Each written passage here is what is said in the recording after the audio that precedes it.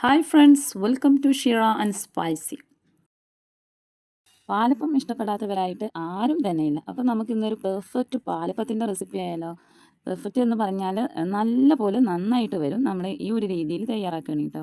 അപ്പോൾ നമുക്ക് എങ്ങനെ നോക്കാം. അതിനായിട്ട് ഞാനിതാ ഒരു കപ്പ് അരി വെള്ളത്തിലിട്ട് നല്ല പോലെ കുതിർത്തിയെടുത്തതാണ്. കഴുകി വൃത്തിയാക്കി വെള്ളമൊക്കെ ഒന്ന് ഊറ്റിയെടുത്തതിന് ശേഷം ഒരു മിക്സിയുടെ ജാറിലേക്ക് ഇട്ട് കൊടുത്തിട്ടുണ്ട്.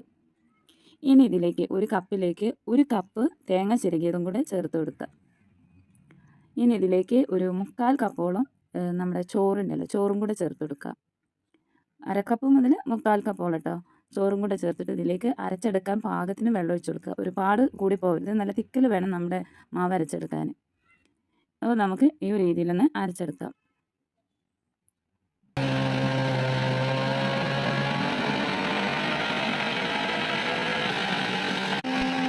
അപ്പോൾ ഇത് നമ്മുടെ മാവൊക്കെ ഇവിടെ റെഡി ആയിട്ടുണ്ടെങ്കിൽ നമുക്കിനി ഇതൊരു പാത്രത്തിലോട്ട് മാറ്റാം കേട്ടോ. അപ്പം ഞാനിവിടെ ബ്രേക്ക്ഫാസ്റ്റിനുള്ള അപ്പമാണ് റെഡിയാക്കുന്നത്. അപ്പോൾ തലേ ദിവസം രാത്രിയിലാണ് ഇത് അരച്ചെടുക്കുന്നത്. ഇപ്പോൾ കാലത്താണ് ഞാനിതിലേക്ക് വേണ്ട ഈസ്റ്റ് അകത്തോട്ട് ചേർത്ത് കൊടുക്കുന്നത് കേട്ടോ. ഒരു 1/2 ടീസ്പൂൺ ഈസ്റ്റ് നന്നായിട്ടൊന്ന് മിക്സ് ചെയ്ത് കൊടുക്കുക. എന്നിട്ടൊരു അരമണിക്കൂർ, നമ്മൾ അപ്പം ചുടുന്നതിൻ്റെ അരമണിക്കൂർ മുന്നെയാണ് ഇത് ചേർത്ത് കൊടുക്കേണ്ടത്. അപ്പോൾ അരമണിക്കൂറിന് ശേഷമുള്ള മാവാണ്. ഇതുപോലെ കണ്ട നന്നായിട്ട് പതഞ്ഞ് വന്നിട്ടുണ്ട്.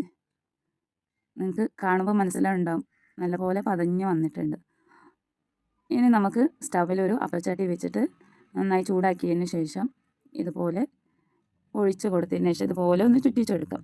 ഇതാ നമ്മുടെ അപ്പം ഇവിടെ റെഡി ആയിട്ടുണ്ട്. അപ്പോൾ നിങ്ങൾക്ക് അപ്പം കാണുമ്പോൾ മനസ്സിലാവുന്നുണ്ടാവും എത്രത്തോളം പെർഫെക്റ്റ് ആണ് നമ്മുടെ അപ്പം എന്നത്. നമുക്കിതുപോലെ ഓരോ അപ്പവും ചുട്ടെടുക്കാം കേട്ടോ.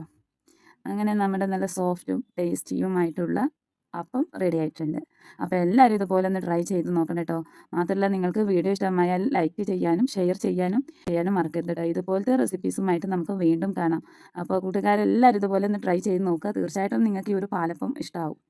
അപ്പോൾ ഓക്കെ, ബൈ, വീണ്ടും കാണാം. Thank you for watching video.